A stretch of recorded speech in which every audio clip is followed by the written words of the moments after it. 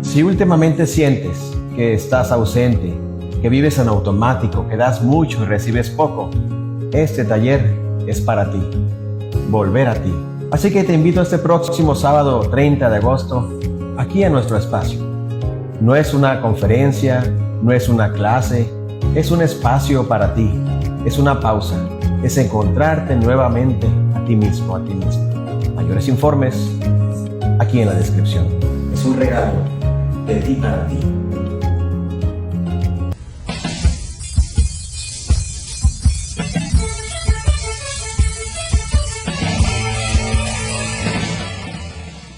Amigas y amigos de Contacto Emocional, nuevamente un gusto saludarles y darles la bienvenida a este espacio de desarrollo humano y crecimiento personal.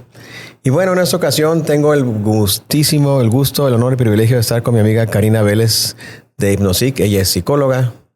Y bueno, hoy vamos a hablar de un tema que es muy, muy importante, que es el tema de la vulnerabilidad. Y a veces, no sé, me acuerdo de la canción de Alex Sintek. Tú ni yo somos culpables, pero somos vulnerables. Creo que en alguna ocasión, platicando con uno de mis maestros, el doctor Carlos Díaz, a quien le mando un gran abrazo hasta allá de España, él hablaba de la vulnerabilidad como una cualidad muy importante del ser humano y sobre todo como algo que no tendría por qué tener esa connotación de debilidad, ¿no? Al final de cuentas, todos en algún momento o en algunas áreas de la vida, Karina, tú eres experta en esto, somos vulnerables, ¿no? Así es, Jorge. Y justamente ahorita voy a hacer hincapié en la canción que estabas cantando, porque la continuación de la canción dice esto, ¿no? O sea, tú y yo somos culpables, pero somos vulnerables y son las cosas de la vida, así que nos queda por vivir.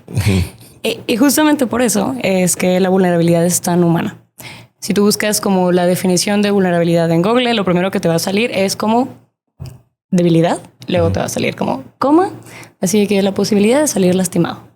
Y es curioso porque muchas veces nosotros vemos la debilidad como algo que no queremos sentir, obviamente porque es incómodo, pero para mí la vulnerabilidad tal cual es, obviamente es incertidumbre, es riesgo, pero es la exposición emocional y es la valentía de mostrarme yo siendo quien soy, entendiéndome un ser humano.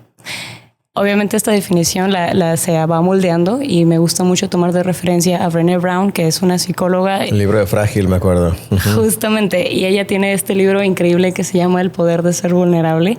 Y para mí este ha sido como un cambio bien grande en la forma en la que al menos yo veo a las personas y me gusta empezar a relacionarme con ellas. Pero qué curioso es esta parte donde si ser vulnerable es algo tan humano, ¿por qué lo evitamos tanto, no? Y al final de cuentas todo esto es cultural. Viene desde la parte de cómo nos han educado y estas frases que a veces son tan sutiles, pero como quedan grabadas en la mente, ¿no? Y es que el que se enoja pierde. O es que el que llora, ay, ¿por qué está llorando, no?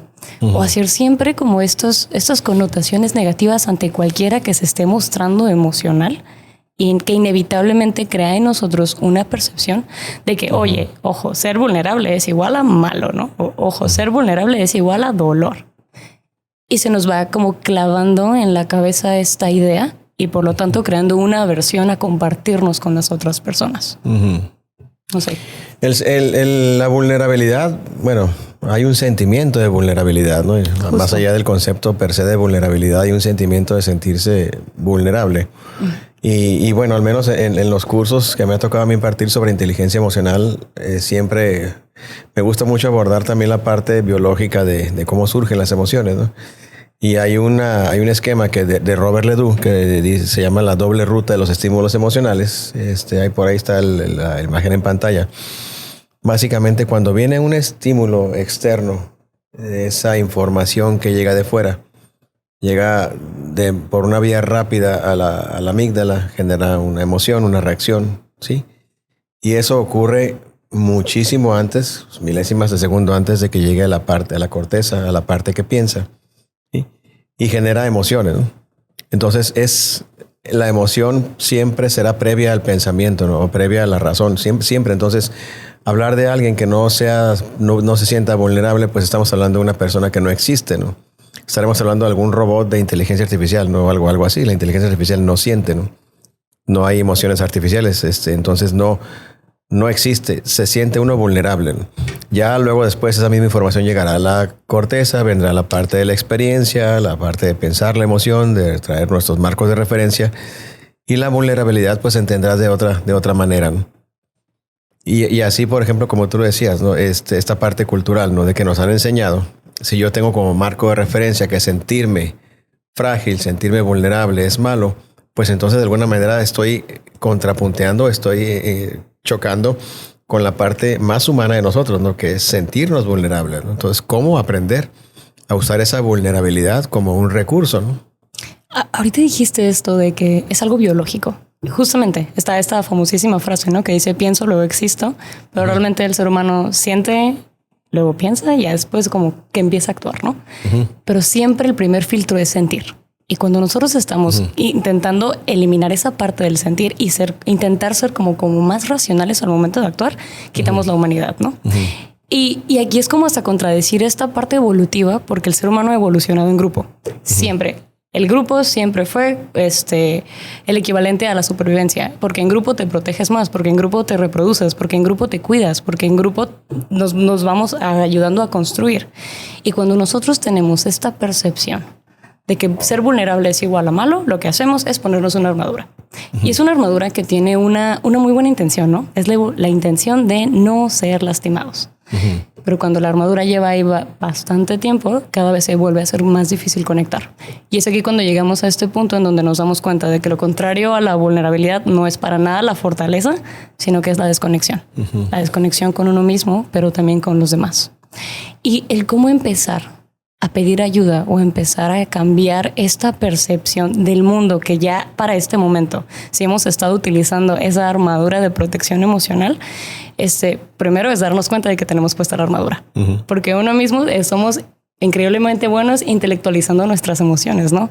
Pensando que obviamente tiene mucho sentido porque me siento triste y es súper fácil hacer esto y esto y esto y esto. Y pensamos que tenemos que ser un poquito menos problema para empezar a pedir ayuda, ¿no? Y esto se vuelve a hacer como este ciclo vicioso de, ok, yo ya me di cuenta que hay algo mal en mí, pero me protejo, entonces me desconecto, pero esa desconexión me hace sentir más solo, por lo tanto me protejo todavía más y por lo tanto me alejo todavía más. Entonces el primer paso es empezar a darnos cuenta de que estamos cayendo en este ciclo que se empieza a hacer un bucle. Porque también, ¿cuántas veces no nos hemos dado cuenta de, por mi propia percepción, siento que no puedo pedir ayuda, que no puedo cambiar, pero escuchas una frase de alguien más o te sientes tan solamente ligeramente acompañado y con eso basta para que empiece a cuestionar de decir, bueno, tal vez no estoy tan mal, ¿no? Entonces, primer paso sería justo ese. Atreverme a cuestionar si yo me puse la armadura, no con una mala intención, sino con la intención de protegerme, pero cuestionarme si de verdad quiero seguir así. Ahorita que hablas de la armadura y esta parte a veces, no sé si de tratar de negar o bloquear o rechazar la parte del dolor y de sentirse vulnerables y que también decías la frase de pienso, luego existo, que en latín sería cogito ergo sum, ¿no? Es la frase del filósofo francés René Descartes. Søren Kierkegaard, otro filósofo danés, el filósofo del dolor, hizo una parodia de esta frase, ¿no? Y él decía, dolet ergo sum, ¿no? Antes de cogito ergo sum, decía, dolet ergo sum. Y es, me duele y luego existo, ¿no? O sea, realmente antes de pensar, al ser humano nos duelen las cosas, ¿no? Exacto. Duele el amor, duele la muerte, duele las pérdidas, duelen muchas cosas, ¿no? Y es inevitable, ¿no? Una persona que me diga que en el mundo jamás le han roto el corazón, jamás ha perdido a un familiar, jamás se ha sentido deprimido, desolado, devastado, pues no es, como digo, no es una persona. Esa persona no puede existir, ¿no? Otra cosa diferente es el querer negar, ¿no? El dolor, ¿no? Entonces, realmente aquí el tema es, para mí, parte de una idea de aceptar nuestra condición de ser vulnerable, ¿no? Aceptar esa vulnerabilidad no como una debilidad, ¿no?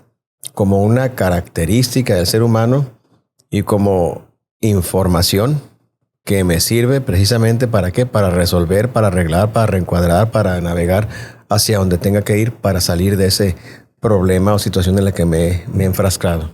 Exactamente. Y con esto entendiendo que no va a ser nada fácil y que va a ser súper incómodo aceptar eso. Porque somos expertos en huirle a las incomodidades. Entonces, aceptar que yo quiero empezar a sentir el dolor es sentir el dolor. Pero que si yo percibo el dolor acompañado de otras personas o solamente dándome cuenta y atreviéndome a ver a los demás, es una forma de voltearme a ver a mí mismo. Ahorita no tengo el dato de dónde saqué esto, pero hablaba de, en algún punto lo leí, o sea, que tu nombre no tiene sentido si no hay nadie quien lo mencione. O sea, tú no alcanzas a reconocer el tacto de tus propias manos hasta que no tocas la mano de alguien más. Tú no tienes idea de cómo te ves tú hasta que no son otras personas que están reafirmando tu existencia. Y entonces aquí viene la importancia, ahora sí que, del volver a conectar con los demás. Atreviéndome a conectar conmigo mismo, permitiéndome ser visto, pero sobre todo viéndome a mí. Y viéndome a mí, entendiendo que aunque estas cosas sean incómodas, son humanas. Alguna vez, alguna amiga me dijo que estaba pasando una situación bien difícil ella, pero no le decía a nadie. O sea, ella solita la estaba pasando y la pasaba y la pasaba y la pasaba. Y ella se atrevió a platicarnos de lo que estaba viviendo, porque en su época de aislamiento lo que hizo fue escuchar muchos podcasts. O sea, ella no podía ni con sus propios pensamientos. Se puso a escuchar podcasts para no escuchar el silencio, pero llegaba como algunas secciones de chismes y en esas secciones de chismes escuchaba a otras personas que tenían el mismo problema que ella tenía. Y me dijo, solamente con darme cuenta de que esto también le pasaba a otras personas, dejé de ser tan dura y por eso vengo y les cuento ya. Solamente la pura percepción de que no estoy sola en esto es suficiente para dar ese gran paso de valentía. A veces pensamos que para volver a conectar tienes que tener una charla de 4 horas con una persona súper intensa y súper densa, que obviamente sí ayuda, ¿no? Pero no siempre tiene que ser el paso más grande, el importante para empezar a romper con este ciclo. A veces solo nos toca ser valientes y dejar abierta una pequeña rendija de luz para que se pueda empezar a iluminar el cuarto. Sí. Esa parte que decías ahorita de la interacción con los demás, y es que el ser humano es gregario, ¿no? Y la parte de que, bueno, necesito tocar a alguien para saber que tengo el sentido del tacto, ¿no? Y así el ser humano requiere testigos, ¿no? Así es. Requerimos testigos de nuestra existencia. Lo decía mi maestro, el doctor Jackie Martínez, que parte de las cosas que le dan significado a la vida son los testigos. Y los testigos, pues primeramente pues, es la gente cercana cuando nacemos, ¿no? Padres, hermanos, abuelos, familia, conocidos, así gente muy allegada. Poco a poco vamos expandiendo ese círculo, ¿no? Pero en ese crecimiento, en ese ir avanzando como personas, pues bueno, la misma dinámica social, pues también uno se da cuenta que no, las relaciones humanas no son perfectas. Así es. Y que habrá conflictos, que habrá dificultades, que habrá diferencias y que son parte de la vida, ¿no? Como decía la canción de Alex Intec, son las cosas de la vida, ¿no? Y así va a ser, ¿no? Realmente la vida, lo dice Renato, no tiene altas y bajas, ¿no? Y es como las olas del mar, a veces estás arriba, estás abajo, ¿no? Pero es eso lo que hacemos, navegar en la vida, ¿no? Siendo como somos, siendo vulnerables, ¿no? Así es. Yo creo que encontrar fortaleza en esa propia vulnerabilidad es lo que nos va a llevar a ser quien realmente somos. Y no hay forma más libre de ser que simplemente ser auténticos, ¿no? Dejar de intentar encajar y empezar a pertenecer. Pero primero con uno mismo. Fíjate que me quedo pensando en cuántas cosas maravillosas ha creado la humanidad a partir del dolor. Obras de arte, canciones, películas, inventos, realmente inspirados justamente en un dolor, ¿no? Yo creo que, sin temor a equivocarme, en el mundo de la música más rentable debe ser la música triste, ¿no? La música que de alguna manera refleja el dolor, porque bueno, de alguna manera, digo, pues dices, dije, no voy a terapia, ¿no? Pero empiezo a escuchar canciones que de repente le dan sentido a cómo me estoy sintiendo, ¿no? Y esa canción soy yo, ¿no? Y de repente la sigues escuchando, la sigues escuchando. Yo me acuerdo en algún momento de una separación. Hay un grupo argentino que se llama No Te Va a Gustar. O no sé, argentino-mexicano, ¿no? Y tiene una canción que se llama Chau, Adiós, ¿no? Que básicamente habla del momento en el que ellos se dan cuenta de que la relación se está fracturando, ¿no? Y va relatando justamente cuando él se da cuenta y cuando se va, ella se levanta y se va caminando y sabe que ya nunca va a volver, ¿no? Pero es parte de la vida, ¿no? Claro. El desamor, el dolor, y eso hace que desde luego que nos sintamos totalmente vulnerables, ¿no? Yo creo que hasta el más fuerte, el más Sansón o el más Schwarzenegger que pueda haber en el mundo en tema emocional sería incapaz pues de superar una ruptura amorosa que son tal vez de las más difíciles de transitar. Exactamente. Y aquí volvemos al tema de lo humano que es esto, ¿no? Porque, o sea, ¿de qué sirve el amor y una relación si primero no te atreviste a ser vulnerable en ella? Porque antes de llegar al tema de una ruptura, experimentación, experimenta toda una gama de emociones que quieras o no son vulnerables. Porque te vulneras al momento que dices te amo y no sabes si la otra persona te va a corresponder o te va a contestar. Y es el riesgo, ¿no? Te arriesgas que arriesgarse, ¿no? La vida es de riesgos. Y justo eso es la vulnerabilidad. Por eso ser vulnerable es de valientes. No hay, ahora sí que valentía sin miedo. Y el miedo es humano. No hay nada más humano que aceptar eso. Y la forma de vivirlo es haciéndolo. No, acabo de decir una frase que me encantó. No hay valentía sin miedo. Porque creo que históricamente se nos enseña malamente a evitar el miedo, ¿no? Sí. Sí, o sea, como que tener miedo es sinónimo de ser débil, de ser mala persona o no. Sí, de ser un fracasado tal vez. Y no, realmente bendito miedo, ¿no? Así es. Bendito miedo. Yo estuve en la Universidad de Vizcaya el fin de semana, el sábado pasado, impartieron una plática y justamente yo les decía, o sea, ¿ustedes creen que porque tengo años parándome frente al público y hablo, no me da miedo? Claro que me da miedo, ¿no? Bendito miedo, ¿no? Bendito miedo que me ayuda precisamente a mantenerme focalizado, a no meter la pata, a cuidar lo que digo, porque si llego yo sin miedo y empiezo a hablar tonterías, empiezo a hablar cada burrada, pues me va a ir seguramente muy mal, ¿no? Así es. Y es lo mismo, aquel hombre o mujer que se anima a buscar a esa persona amada para decirle y declararle justamente lo que siente por ella, pues se arriesga, ¿no? Se arriesga a que le digan, pues sabes que fíjate que no. Y me han contado al primo de un amigo, no es cierto, a mí mismo no me han bateado. Y a mí me gusta mucho hablar de eso, ¿no? No de las veces que me ha ido bien, sino de las veces que me han bateado y me han rechazado, ¿no? No porque me haga la víctima, ¿no? Sino simplemente porque creo que son momentos donde he aprendido a procesar, ¿no? Incluso muchas de esas personas que en su momento me rechazaron son mis grandes amigas, ¿no? Y esa amistad, sí, yo simplemente logré entender. Acepté ese rechazo y pues acepté sentir mi vulnerabilidad, acepté todo y seguí adelante, ¿no? No, esto me parece súper bonito porque es justamente en esos momentos más vulnerables cuando los aprendizajes casi te los tatúan en el cuerpo. Depende de nosotros qué hacemos con eso, por supuesto. Pero si no nos equivocamos, si no lo regamos, si no vivimos, ¿y qué me queda por vivir? Como diría ese sabio filósofo por ahí, ¿no? Sí, no. Sí, es un tema muy interesante y como decimos, no es ser débil, no es ser menos persona, es simplemente aceptar que uno es un ser humano, ¿no? Exacto. Ahora, ¿cómo enseñarle a la gente, a Karina, a aceptar, a abrazar esa vulnerabilidad, ¿no? A cultivarla como una cualidad, ¿no? Que es innata. Hay algo que a lo mejor, no sé si es como una opinión impopular o suena como medio controversial, pero yo siento que es bien importante el dejar de sentirnos los protagonistas de todo, porque no todo el tiempo lo somos. Porque si yo me siento el protagonista de absolutamente todo, voy a tener un arma de doble filo. Porque claro que soy importante y qué chilo que soy importante, pero también eso significa que todo va a pasar por y para mí, aún las cosas negativas. Y entonces voy a empezar a ponerme mucho peso por la espalda. Y empezamos como a caer en esta trampa del perfeccionismo o el exceso de control. Y algo que a mí me ha funcionado mucho pensar es recordar que, claro que yo soy el personaje de mi historia, por supuesto, pero no soy el protagonista. Porque para mí el protagonista es el mundo en el que vivo.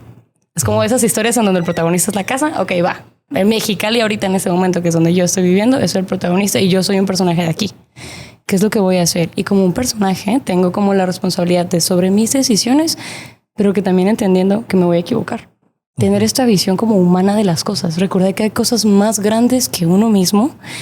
Y cuando empezamos a ver eso así, es empezar también a ver cómo es mi diálogo interno.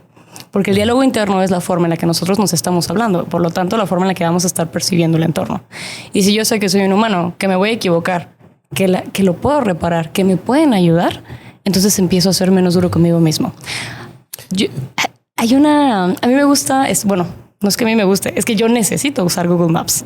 Soy un poco mala con las direcciones, ¿no? Y también tengo este tipo de dislexia corporal en donde derecha e izquierda para mí es todo un misterio. Entonces, a mí me pasa mucho que me pierdo con las direcciones. Y cuando estoy en los mapas y el mapa me está marcando la línea azul hacia donde me tengo que ir y luego me equivoco y luego la vía, la misma aplicación me cambia la ruta, el mapa no me dice que estoy bien tonta por hacerlo. El mapa no me dice que, y otra vez, Karina, Al contrario, nada más me dice, hey, no pasa nada. De hecho, acá hay otra calle por la que te puedes meter y llegar exactamente al mismo lugar. Una vez me encontré a mí misma haciendo eso, ¿no? Me equivoqué de calle, el mapa cambió de ruta y yo solita estaba diciéndome a mí de que por qué me había equivocado, de que ya vivo en esta ciudad, por qué no me sé y bla, bla, bla, bla, bla, bla. Y capté que el mapa solo lo único que hizo fue cambiarlo. Y cuando capté eso, esa facilidad, y yo sé que estoy hablando de una máquina, pero lo transporté como a mi vida diaria, me di cuenta de lo mucho que me afectaba la forma en la que yo me estaba hablando a mí. Y a eso voy con que no somos los protagonistas. Simplemente hay muchas formas de hacerlo. No hay solo una manera correcta. Esa parte es bien importante, no sentirte el protagonista, porque al final de cuentas, si tú crees que eres el centro del universo, pues entonces todas las cosas van a ser más pesadas de lo que realmente son, ¿no? Y a veces te das cuenta que no pesan tanto, ¿no? A mí pues, por la formación que tengo, que sí, obviamente soy psicólogo, ya tengo buen rato en esto, pero desde hace más de 40 años, yo creo que unos 45 años, tengo 58, sí, me he dedicado al comercio, ¿no? Desde muy joven empecé en el comercio y estudié contabilidad, administración y demás, y le entiendo un poquito a la materia contable, ¿no? Y hay un dentro de los estados financieros que las empresas tienen, hay uno que se llama balance general, ¿no? Okay. Y en el balance general básicamente tienes dos columnas, ¿no? La parte positiva de los activos, ¿sí? El activo circulante, el fijo, el diferido, que es el dinero, la chequera, las propiedades, el inventario, todo lo que son recursos que tienen, ¿no? El lado pasivo, o sea, el lado negativo están las obligaciones, ¿no? Las deudas, los impuestos por pagar, las cuentas por pagar, todo lo que he pedido prestado, etcétera, los saldos rojos, perdón. Pero abajo, de hecho, la ecuación contable de Luca Pacioli es activo es igual a pasivo más capital. Abajo está una parte que es el capital, que son los recursos, que misteriosamente está del lado negativo, ¿no? Y yo siempre me preguntaba, ¿por qué, no? ¿Por qué si el capital es lo que yo invertí en el negocio, lo que me invertí en las accionistas, por qué está del lado negativo, ¿no? Entonces, pues ya luego lo entendí, ¿no? Pues finalmente ese dinero que es del negocio, el negocio me lo debe a mí, ¿no? O a los socios, ¿no? Pero también luego me quedo pensando, ¿no? En cuántas cosas dolorosas pasan en mi vida que de alguna manera, por ejemplo, no son parte del activo, porque no son número negro, sino están en la parte negativa, ¿no? Pero no es lo mismo tenerla como una deuda por pagar, una cuenta por pagar, que hacer una clasificación contable, una reclasificación y pasarla a capital, ¿no? Es decir, eso que es una experiencia dolorosa ahora está en el lado del capital, o sea, en el lado de los recursos que tengo para seguir funcionando, ¿no? Y así, por ejemplo, las veces que me he tropezado en la vida, las veces que me he ido mal, ya sé por qué me fue mal, ya sé que que me equivoqué, ya sé qué tengo que hacer, ¿no? Para evitar eso. ¿Me puede pasar otra vez? Sí, claro, ¿no? Y mi capital se va a incrementar otra vez, ¿no? Entonces siempre queda ese balance, ¿no? Lo bueno, el aprendizaje y la experiencia, ¿no? Y ahí está el balanceadito del estado emocional financiero, el balance emocional financiero. Wow. Me gusta, me gusta. Me lo pude imaginar y así yo siendo pésima en números me imagino las columnas con números. Pero sí, todo esto del ciclo de reconocernos como seres humanos y reconocernos también en sociedad, como una comunidad, es lo que nos empieza a ayudar a crecer. Y que al final de cuentas termina como de, no sé, como de ponerle las cosas bonitas al pastel en la vida, ¿no? Que inevitablemente va a ser difícil, que inevitablemente va a ser incómoda. Que si estamos buscando una vida sin dolor, pues esa no es vida definitivamente. Pero hermanarnos con esa idea es lo que termina, ahora sí que de afianzar la existencia. Hay una frase de un filósofo alemán que se llama Max Scheler. Ya la he mencionado varias veces ahí en su libro Gramática de los Sentimientos. Y dice lo siguiente, ¿no? Todo dolor contemplado es casi lo contrario a un dolor sufrido. Obviamente Max Scheler es alemán y no es budista, pero esa frase es totalmente budista, ¿no? Sí. La contemplación del dolor. Y precisamente cuando contemplamos el dolor, cuando aceptamos la vulnerabilidad, cuando me hago amiga o amigo de esa vulnerabilidad, de ese dolor, pues prácticamente estoy aprendiendo a aceptar las cosas, ¿no? Y aprendiendo a navegar más ligero, ¿no? Y aprendiendo simplemente a que en la vida todo es impermanente, ¿no? Así es. Lo bueno y lo malo, todo viene y todo va, nada dura para siempre, ¿no? Así es. Y el no pelearme y hermanarme con el dolor, con mi vulnerabilidad, justamente me va a ayudar a tener una vida más fluida, ¿no? Así es. A saber que no soy el centro del mundo, a saber que eso que pasó, pues bueno, lo voy a tomar luego como un aprendizaje, que va a pasar. Y citando a otra cantante muy famosa mexicana, Yuri, siempre vendrán tiempos así mejores. Canto desafinado, pero bueno, así dice la rola, ¿no? Claro, exactamente. Y justo, y siempre vendrán tiempos mejores, ¿no? Por ahí se dice, ¿no? Lo único seguro en la vida que tenemos, aparte de la muerte, es el cambio. El cambio, exactamente. El cambio es inevitable. Mi querida Karina, ya se nos está acabando el tiempo. Me gustaría que le comentaras a la gente dónde te pueden contactar, que yo estás en Hypnosic, pero que dijeras qué tipo de pacientes atiendes, cuándo te pueden encontrar y cómo te pueden contactar. Claro. Pues mi nombre es Karina Vélez, yo soy psicóloga clínica y tengo mi maestría en psicoterapia ericksoniana. Yo trabajo principalmente con adolescentes y con adultos. Y me pueden encontrar a mí personalmente en redes sociales como psicóloga Karina Vélez y en Instagram como mi proyecto personal, que es @canicas.psic, que es donde estoy empezando a generar un espacio donde busco generar comunidad, que es básicamente como mi enfoque principal. Pero también estoy trabajando con mis compañeros de Grupo Hypnosic, que somos un grupo de psicólogos que trabajamos con el modelo ericksoniano y también centrado en soluciones. Estoy dando el grupo terapéutico de dependencia emocional y bueno, Hypnosic es un grupo que es muy rico con respecto a terapeutas y actividades que se hacen ahora sí que semanalmente accesibles para todo público. Nada más es cuestión de mandar un mensaje y preguntar y creo que básicamente sería todo. Estamos cerca de la línea en Reforma 2063, segundo piso. Mi querida Karina, un gusto tenerte en este espacio. No, un placer es mío, definitivamente. Gracias, Karina. Pues amigas y amigos, hemos llegado al final de este programa. Te recuerdo mis datos de contacto. Te lo recuerdo, no, te lo recuerda el banner porque a mí ya se me olvidaron como siempre. Moisés, gracias por ser mi memoria, mi Pepe Grillo. Nos vemos la próxima. Esto fue Contacto Emocional. ¡Pararán!